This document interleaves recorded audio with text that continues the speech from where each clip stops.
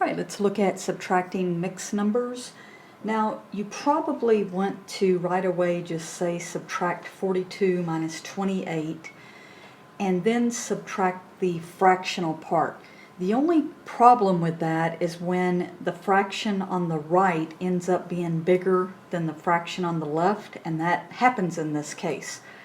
So how you can never go wrong is turn both of these into improper fractions.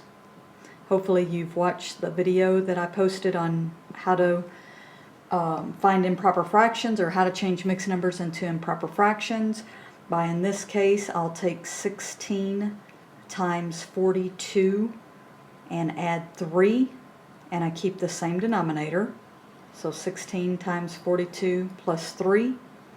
And then over here, I'm going to have 4 times 28 plus 1, and then over the same denominator. This is going to give me 675 if I multiply 16 times 42 and then add 3 over 16. If I take 4 times 28 and add 1, I get 113 over 4. Now this one's a little easier to see what my least common denominator would be, because I can actually just use the larger value, which is 16. But I have to remember that I had to multiply the bottom by 4 to get 16, so I also have to multiply the top by 4, which gives me 452. Now that these have the same denominators, I can simply subtract the numerators to get 223 over 16. I want to write this back as a mixed number, so I kind of cheat and get my calculator out, and I say 223 divide 16.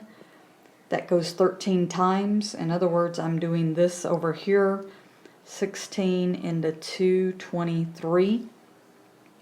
That goes 13 times. 16 times 13 is 208. So I'm going to end up with a remainder of 15, which, remember, that becomes my numerator, and I simply keep the same denominator, and that gives me my final answer.